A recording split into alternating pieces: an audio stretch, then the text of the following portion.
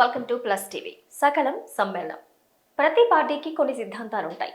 ఆ సిద్ధాంతాలు పర్ఫెక్ట్గా ఉన్నప్పుడే ప్రజల్లో ఎక్కువ కాలం మనగలుగుతూ ఉంటాయి. మరి వారికి అందవలసిన సకల సౌకర్యాలు రాజకీయ నాయకుల నుంచి అందనప్పుడు వెంటనే ఓటమిని ఖచ్చితంగా చవిచూస్తూ ఉంటారు. బట్ బీజేపీ పార్టీ అనేది రాష్ట్రాల వారిగా కాదు, కేంద్రంలో ఎప్పటి నుంచో చక్రం తిప్పుతూ ఉంది. మరి అసలు పార్టీకి ఉన్న పర్ఫెక్ట్ సిద్ధాంతాలేంటి? ఈ సిద్ధాంతాలన్నీ కూడా వీళ్ళనుకున్న పర్సెప్షన్ ప్రజల్లోకి వెళ్ళగలుగుతున్నాయా? రైట్, ఈ విషయానికి సంబంధించి మనతో మాట్లాడటానికి ప్రస్తుతం మనతో పాటు ఉన్నారు బీజేపీ పార్టీ అధికార ప్రతినిధి, అదేవిధంగా రంగారెడ్డి జిల్లా IT cell co convener Rohit గారు. వారిని అడిగి మరిన్ని విషయాలు మనం తెలుసుకుందాం. నమస్తే రోహిత్ గారు. నమస్కారం అండి. ఎలా ఉన్నారు? బాగున్నాం లక్ష్మి గారు. సో బీజేపీ నాయకత్వ శైలి కానీ, పాలించే విధానానికి సంబంధించి కానీ ఏ విధంగా మనకి ప్రభావం చూపిస్తుంది అనుకుంటున్నారు? అంటే ఈ అమలు తీరు అనేది సక్రమంగా జరుగుతుందని అనుకోవాలా? తప్పకుండా అండి. 100% చాలా సక్రమంగా మనకు అమలు జరుగుతూ ఉంది. ఇక్కడ కూడా మనకు లోటుపాట్లు అనేది ఎక్కడ కూడా కనపడట్లేదు. సో కంప్లీట్గా అంటే మీరు ఇంతకు ముందు అన్నట్టుగా తెలంగాణలో మనకి విజయం రాకపోవడం కానీ, ఇంకా మిగిలిన కొన్ని చోట్ల కూడా యూనిటీ అనేది ఖచ్చితంగా కావాలి. బీజేపీలో ఎప్పుడు కూడా స్టాండర్డ్ లీడర్స్ నేను ముందు చెప్పినట్టుగానే ఉండేవాళ్ళు. కానీ ఇక్కడ కూడా కొన్ని వినిపించే అసమ్మతి రాగాలు కానీ, లేదంటే కొంతమంది ఎవరైనా వ్యతిరేకుల్ని కానీ సంఘటితం చేసేలాగా ఎలాంటి నిర్ణయాలు తీసుకుంటుంది బీజేపీ? ఇంతకుముందు నేను మొదటిగా చెప్పినట్టుగా భారతీయ జనతా పార్టీ అనేది ఒక క్రమశిక్షణతో కూడుకున్న పార్టీ. ఇది అందియ పార్టీలాగా నేను ఈరోజు పార్టీలో వచ్చినా నాకు పదవులు కావాలి అంటే కూడా ఎక్కడ కూడా జరగదు. కాబట్టి ఒక క్రమశిక్షణతో ఉండి పదవుల కోసం కాకుండా దేశం కోసము, సమాజం కోసము, పార్టీ కోసం పనిచేసే నాయకత్వాన్ని మాత్రమే ఈరోజు భారతీయ జనతా పార్టీ ఎంకరేజ్ చేస్తుంది. ఎప్పటికైనా సరే అలాంటి జనాలు ఉన్నప్పుడు మాత్రమే, అలాంటి వాళ్ళు ఉన్నప్పుడు మాత్రమే వాళ్ళకి మాత్రమే పదవులు ఇస్తారు తప్పితే ఈరోజు ఎవరో పక్క పార్టీ నుంచి వచ్చారు వారికి పదవులు ఇవ్వాలి, వారికి పదవులు ఇవ్వడం వల్ల మనకు ఓట్ బ్యాంక్ పెరుగుతుంది అనే పరిస్థితి కానీ స్థితి కానీ భారతీయ జనతా పార్టీకి అప్పుడు లేదు, ఇప్పుడు లేదు. మనకి ఎప్పుడైనా భారతీయ జనతా పార్టీ ఏంటి అంటే క్రమశిక్షణ ముందు, వారి తర్వాత సమాజము, దేశము, తర్వాత పార్టీ పట్ల ప్రేమ చూపించే వారికి మాత్రమే పదవులు ఇస్తారు. అంటే ప్రస్తుతం ఉన్న పరిస్థితుల్లో అంతర్గత విభేదాలు ఏవి లేవు అని ఖరాఖండిగా మీరు చెప్పగలరా? లేదా ఉన్నా కూడా వాటిని సమర్థవంతంగా ఇది చేసుకుంటూ ముందుకు వెళ్ళగలిగే స్టామినాలో బీజేపీ ఉంది ప్రస్తుతం మీరు అంటారు? ప్రస్తుతం అయితే ఎలాంటి అంతర్గత విభేదాలు లేవు భారతీయ జనతా పార్టీ తెలంగాణకు సంబంధించి. అదేవిధంగా తప్పకుండా భారతీయ జనతా పార్టీ అందరం కలిసి ఈ యొక్క భారతీయ జనతా పార్టీని రేపు పొద్దున అధికారంలోకి ఎలా తీసుకురావాలనే కృషి ఆల్రెడీ చేస్తూ ఉన్నాము. రేపు పొద్దున రాబోయే జిహెచ్ఎంసీ ఎన్నికలలో తప్పకుండా మొన్న 48 సీట్లు గెలుచుకున్నాం. ఈసారి ఖచ్చితంగా 100కు పైన సీట్లు తప్పకుండా భారతీయ జనతా పార్టీ సాధిస్తుంది. దానిపైన ఆల్రెడీ ప్రణాళికలు ఏర్పాటు చేసుకున్నాము. రాబోయే ఎన్నికల్లో తప్పకుండా చేసి చూపిస్తాం. సో ఇతర రాజకీయ పార్టీలకి కానీ, కూటమిలతో ఉన్న పార్టీలకి సంబంధించి బీజేపీతో ఉన్న రాజకీయ సంబంధం అనేది ఏ విధంగా ఉంది? రాష్ట్రంపై ఇది ఎలా ప్రభావం చూపిస్తుంది అనుకుంటున్నారు? రాష్ట్రం మీద ఇతర పార్టీలకు సంబంధించి అంత ప్రభావం అయితే మా మీద చూపించే అదైతే లేదు. అట్ ది సేమ్ టైం మనం చూసుకుంటే కనుక ఎక్కడ కూడా కూటములకు సంబంధించిన పార్టీలు మన తెలంగాణ రాష్ట్రంలో అయితే ఎక్కడ లేవు. మన తెలంగాణ రాష్ట్రంలో కాంగ్రెస్ ఒంటరిగానే ఉంది. టీఆర్ఎస్ కూడా ఇంతకుముందు వాళ్ళతో కలుస్తూ ఉంటుంది, వీళ్ళతో కలుస్తూ ఉంటుంది. టీఆర్ఎస్ని ఈరోజు ప్రజలు దాన్ని అసలు ఆ పార్టీ ఉందని కూడా ఎవరికి తెలియదు ప్రజలలో. అది పూర్తిగా అంతమైపోయింది. ఆ పార్టీ ఉన్నాయి కాస్త కాంగ్రెస్ పార్టీ ఉంది, భారతీయ జనతా పార్టీ మాత్రమే ఉంది. కాబట్టి కాంగ్రెస్ పార్టీ ఎలాగో ఎలాంటి ఉనికి లేదు. వచ్చి సంవత్సరం అయిపోయింది, ఆల్రెడీ ప్రభుత్వంలో ఏర్పడి కూడా సంవత్సరం అయిపోయింది. ఈ రోజు వరకు ఎలాంటి ఉనికి లేదు, ఎలాంటి కార్యక్రమాలు లేవు, ఎలాంటి సంస్కరణలు లేవు ఈ రోజు వరకు. కాబట్టి ప్రజలకు కూడా అర్థమైంది రాబోయే కాలంలో తప్పకుండా భారతీయ జనతా పార్టీని అధికారంలోకి తీసుకురావాలి.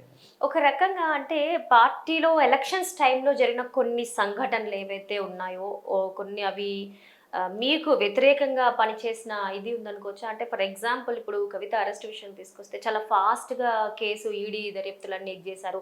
ఎలక్షన్ మూమెంట్లో స్టేబుల్ అయిపోయాయి. అంటే ప్రజల ఇదిని దృష్టిలో పెట్టుకొని ఆపారా, లేకపోతే ఎలక్షన్స్కి భంగం కలిగించకూడదని ఆపారో తెలియదు, కానీ అదొక స్టేబుల్ ఇదయింది. బట్ ఎలక్షన్ తర్వాత మళ్ళీ కేసు ఇదవ్వటము, కవితను అరెస్ట్ చేయటం, ఎందుకంటే అదొక్క రీజన్ చూపి కూడా మేజర్ ఓట్లు అనేవి మీకు మైనస్ అయ్యాయని అని అనుకోవచ్చా?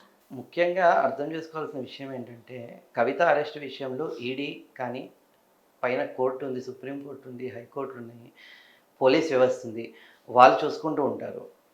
కానీ ఈరోజు పరిస్థితి ఎలా ఉంది అంటే ప్రజలలో అర్థం చేసుకోవాల్సింది కానీ, మీడియా వాళ్ళు అర్థం చేసుకోవాల్సింది కానీ ఏంటి అంటే కవిత అరెస్ట్ విషయము కేవలం ఈడీకి సంబంధించింది. ఎట్ ద సేమ్ టైం సుప్రీంకోర్టుకి సంబంధించింది. అది భారతీయ జనతా పార్టీ వ్యవస్థకు సంబంధించింది కాదు. అది ప్రజలు అర్థం చేసుకోలేదు. కానీ భారతీయ జనతా పార్టీ తలుచుకుంటే కవితను అరెస్ట్ చేయించొచ్చు. అది పెద్ద కష్టమేం కాదు. మా ఓట్ల కోసం మేము చేయించొచ్చు. కానీ అది మా సిద్ధాంతానికి వ్యతిరేకము.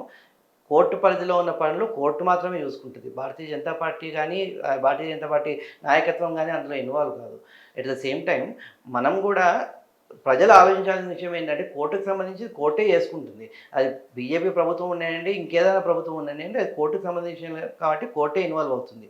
అదేవిధంగా కవిత విషయంలో కూడా మనం చూసుకుంటే గనుక, కవిత విషయంలో యాజ్ పర్ లా ఎలా అయితే జరగాలో అదే రకంగా, అదే ప్రకారంగా జరిగింది తప్పితే, ఇలా భారతీయ జనతా పార్టీ ఇన్వాల్వ్ అయింది లేదు.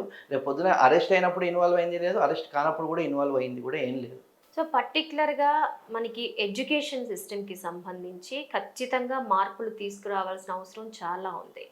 ఏ పార్టీ వచ్చినా లోకల్గా మనకి ఇక్కడ ఫ్రీ ఎడ్యుకేషన్ అనేది ఆ, పెడుతున్నారు, కానీ అది ఎంతవరకు ఆ గవర్నమెంట్ స్కూల్స్ కానీ కాలేజెస్ కానీ పీపుల్ యూటిలైజ్ చేసుకునే ఇది ఉంది. అంటే ప్రైవేట్ కాలేజీల్లో ఉన్న దీనిని ఎందుకు ఒక పర్టికులర్గా ఒక రూల్ అనేది తీసుకురాలేకపోతున్నారు, ఒక రిస్ట్రిక్షన్స్ అనేవి ఎందుకు స్టాండర్డ్గా పెట్టలేకపోతున్నారు? ఎందుకంటే అది కేవలం రాష్ట్రాల్లో ఉన్న వీళ్ళకి సంబంధించిన రైట్స్ మాత్రమేనా? కేంద్రం నుంచి ఎలాంటి ఇది మనకి ఇక్కడ మనకు ఆప్షన్స్ పెట్టే అవకాశం లేదంటారా?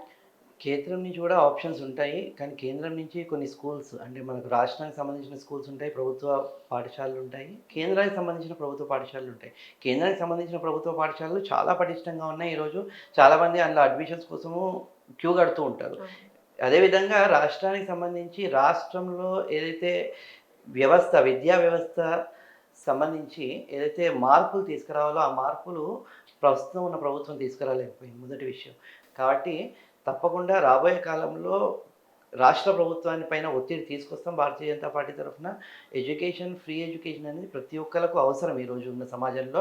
ఆ ఫ్రీ ఎడ్యుకేషను ప్రభుత్వ పాఠశాలలను మనం పటిష్టం చేయగలిగితే, మంచి ఫెసిలిటీస్ ఇవ్వగలిగితే తప్పకుండా ప్రజలందరూ కూడా ప్రభుత్వ పాఠశాలల వైపు చూసి ప్రభుత్వ పాఠశాలలో చేరి వారి ఎడ్యుకేషన్ని తీసుకునే అవకాశం ఉంటుంది. కానీ ఈరోజు ఆ వ్యవస్థ కానీ లేదు ఈరోజు ప్రభుత్వ పాఠశాలలు. కాబట్టి తప్పకుండా రాబోయే కాలంలో ప్రభుత్వం మీద భారతీయ జనతా పార్టీ తరఫున ఒత్తిడి తీసుకొచ్చి ప్రభుత్వ పాఠశాలలు కానివ్వండి, ఫీజుల విషయంలో కానివ్వండి, తప్పకుండా ఒక ఉద్యమంలాగా తప్పకుండా రాబోయే కాలంలో ప్రణాళిక సిద్ధం చేసుకుంటాం. సో ఎప్పుడు కూడా బీజేపీలో ఒక పాజిటివ్ పాయింట్ ఏంటంటే మహిళలకు ఎప్పుడు పెద్దపీట వేస్తుంటారు. మంత్రుల పదవుల విషయంలో ఏంటి, రెస్పెక్ట్ ఇచ్చే విషయంలో ఏంటి. కానీ రాష్ట్రంలో కానీ దేశంలో జరుగుతున్న అమ్మాయిలపై జరుగుతున్న అఘాయిత్యాలు వీటన్నిటికి సంబంధించి నంబర్ ఆఫ్ చట్టాలు ఉన్నాయి.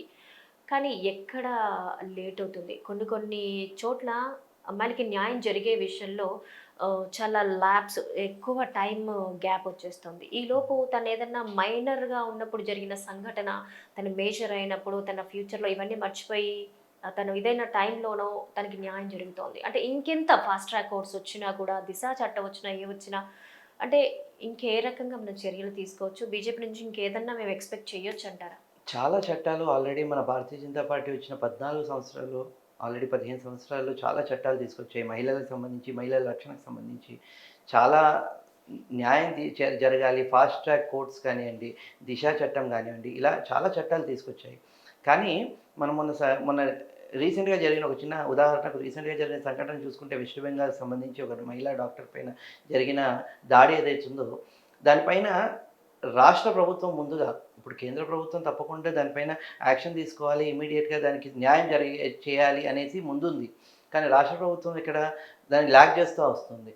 ఎలా ఇది ఇతను కాదు ఇంకోళ్ళు చేశారేమో, దానిపైన ఎంక్వైరీ చేయాలి, అసలు దాంట్లో ఉన్న ఏమంటారు ఆధారాలు కూడా తుడిచేయడము, ఇలాంటివన్నీ రాష్ట్ర ప్రభుత్వం నుంచి కూడా ఒక సపోర్ట్ వస్తే రాష్ట్ర ప్రభుత్వం, అందుకే చెప్తున్నాను భారతీయ జనతా పార్టీ కేంద్రంలోనే కాదు ప్రతి రాష్ట్రంలో కూడా భారతీయ జనతా పార్టీ ఉంటే తప్పకుండా ఒక న్యాయం జరిగే పరిస్థితి, చాలా త్వరగా న్యాయం జరిగే పరిస్థితి ఏర్పడుతుంది. రోహిత్ గారు, అంటే సక్సెస్ అంటే లేదా అభివృద్ధి అంటే కొన్ని ప్రాంతాలకు పరిమితమైన డెవలప్మెంట్స్ లేకపోతే కొంతమంది వ్యక్తులకు సంబంధించిన ఫెసిలిటీసో కాకుండా ప్రతి వ్యక్తికి కూడా చదువు కానీ లేదంటే నిత్యావసర జీవిత విధానం కానీ మినిమం ఏదైతే ఉందో ఈ మైన్యూట్ ప్రాబ్లమ్స్ అన్నీ కూడా సార్ట్అవుట్ అయినప్పుడు, మహిళలు స్వేచ్ఛగా తిరగగలిగినప్పుడు అప్పుడు మనం అభివృద్ధి అని చెప్తాము. సో ఈ దిశగా బీజేపీ ఎలాంటి ప్రణాళికలతో ప్రజల ముందుకు రాబోతోంది? ముందు ముందు ఇంకా అంటే అన్ని రాష్ట్రాల్లో కూడా మనం సక్సెస్ సాధించాలి అంటే ప్రజలకు మేలు జరిగినప్పుడే. సో అది ఏ విధంగా మీరు ప్రణాళిక చేసుకుని ముందుకెళ్తున్నారు? మహిళలకు ముందుగా పెద్దపీట వేయాలి అనేసి ఉద్దేశంతోనే తప్పకుండా మన కేంద్ర ప్రభుత్వంలో ఉన్న నాయకులందరూ కూడా చాలామంది ఈరోజు మహిళా నాయకులే ఉన్నారు. మహిళా మంత్రులనే తీసుకొచ్చారు. అదేవిధంగా రాష్ట్రానికి సంబంధించి కూడా రాష్ట్రంలో మహిళలకు ముందుగా ఉద్యోగాల విషయంలో కానివ్వండి, గవర్నమెంట్ జాబ్స్ విషయంలో కానివ్వండి, ఏ ఏ రకంగా చూసినా నేషనల్‌కి సంబంధించి నేషనల్ మన ఎగ్జామ్స్‌కి సంబంధించి తప్పకుండా మహిళల రిజర్వేషన్ ఉంది. మహిళలకు తప్పకుండా పెద్దపీట వేసి మహిళల్ని ఎంకరేజ్ చేస్తున్నారు. ఉమెన్ ఎంపవర్‌మెంట్ అనేది మనం ఆల్రెడీ చూస్తూ ఉన్నాం నేషనల్‌లో. అదేవిధంగా రాష్ట్రంలో కూడా రాష్ట్ర ప్రభుత్వాలు దానిపైన పాటుపడి కేంద్ర ప్రభుత్వంతో కలిసి మహిళా సాధికారత కొరకు మనం అందరం కూడా కష్టపడితే తప్పకుండా రానున్న రోజుల్లో తప్పకుండా ఆ దిశగా మనం అభివృద్ధి చేసుకోగలం. రైట్ రోహిత్ గారు, మీ వాల్యుబుల్ టైంని స్పెండ్ చేసి మాకు ఇంటర్వ్యూ ఇచ్చినందుకు thank you so much. Thank you అండి. నమస్తే. సో వ్యూయర్స్ చూశారు కదా, మరో అతిథితో మళ్ళీ కలుద్దాం. Stay tuned to plus TV. సకలం సమ్మేళనం.